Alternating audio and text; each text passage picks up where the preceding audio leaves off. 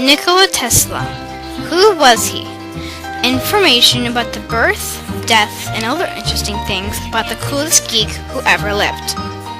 Who was he? You are about to find out. If school is about education, then why don't they teach about Nikola Tesla?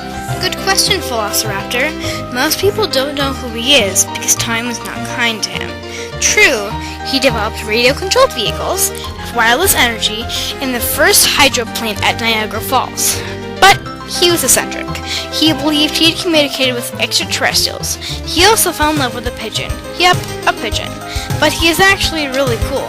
He invented the Tesla coil, alternating current, hydroelectric energy, fluorescent light, laser beams, and lots of other things. Oh, yeah, he also invented radar, which would have helped to detect missiles in World War I, but since Thomas Edison was the head of that division at the time, he managed to convince everyone that it had no functional purpose in the war.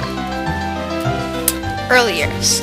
Nikola Tesla was born on July 10, 1856, and he was not born in America, but instead the Austrian Empire, which is present-day Croatia, which is in between Italy and Siberia, but is a little bit above.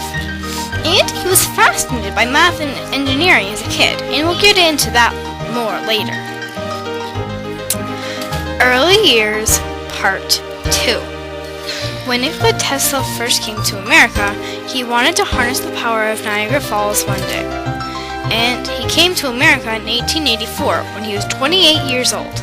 And before he came to America, he was so smart, he did math in his head and made teachers think that he was cheating.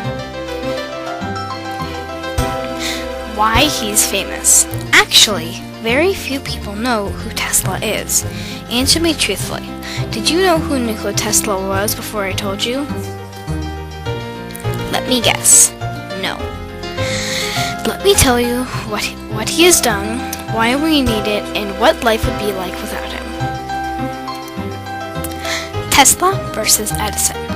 Edison first hired Tesla in 1884, promising him $50,000 if he could make improvements on his DC currents, thinking it was impossible.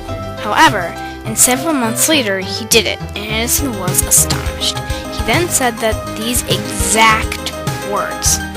"Oh, Tesla, you don't get our American humor. Once you become a full-fledged American, you'll understand." Shocked and disgusted, Tesla resigned. What life would be like without him? Life without Nikola Tesla would be awful. No computers, or really anything else that takes a lot of energy up at once. Also, without AC, we would be using DC. DC would mean putting a coal burner every 2 miles, also meaning that there would be 500% more wires than what we see today. So that there would mean that our natural resources would dwindle more rapidly, and electric bills would be much higher. Also, getting electricity to isolated towns would be difficult, and in some cases impossible. Also, he invented radio. Without him, there'd be no cell phones, no cell service, no TV, no emailing people, no radio, duh, or wireless internet. Now that I think about it, there probably wouldn't be internet either. No calling people or texting. Basically, all social media would be gone, or at least most of it. We'd be back to letters and telegrams, which, no offense to letters and or telegrams lovers, would be pretty bad.